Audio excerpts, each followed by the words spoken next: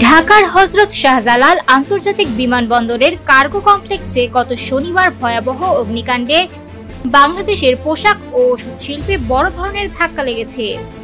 পোশাক খাতের কাঁচামাল এবং উৎপাদন উপকরণ পুড়ে যাওয়ায় স্থানীয় কারখানাগুলোর উৎপাদন কমপক্ষে 2 মাস বিলম্বিত হতে পারে। বিশেষ করে ক্রিসমাসের মতো ব্যস্ত রপ্তানি মৌসুমে এই ধাক্কা রপ্তানিকারকদের জন্য বড় চ্যালেঞ্জ তৈরি করছে। শিল্পীরা আশঙ্কা করছেন, ধ্বংস হওয়া কাঁচামালের অর্থমূল্য ছাড়াও ক্ষতির পরিমাণ আরও বেশি হতে পারে।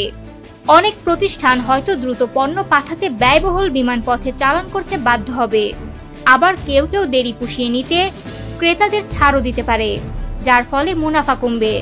ওষুধ শিল্পেও পরিস্থিতি ক্রান্তিকালীন।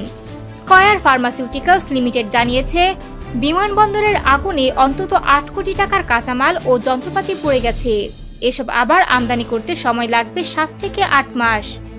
ল্যাভএইড ফার্মাসিউটিক্যালস লিমিটেডের কাছে ভারত থেকে আমদানি করা 1,50,00,000 টাকার অ্যাক্টিভ ফার্মাসিউটিক্যাল উপকরণও পুড়ে গেছে।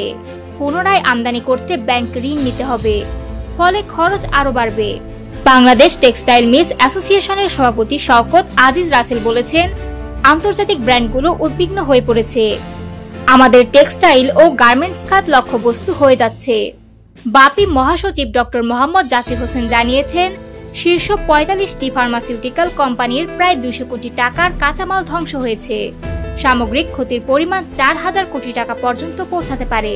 এতে অ্যান্টিবায়োটিক, ক্যান্সার, ডায়াবেটিস ভ্যাকসিন সহ জীবন রক্ষাকারী ওষুধের উৎপাদন বিলম্বিত হবে। দেশের 307টি ওষুধ প্রস্তুতকারী প্রতিষ্ঠানের মধ্যে প্রায় 250টি কোম্পানি এ ধাক্কার মধ্যে পড়েছে। কার্গো ভিলেজের আগুন কেবল ক্ষতি নয়, বরং উৎপাদন ও রপ্তানিতে অনিশ্চয়তার নতুন অধ্যায় শুরু করেছে।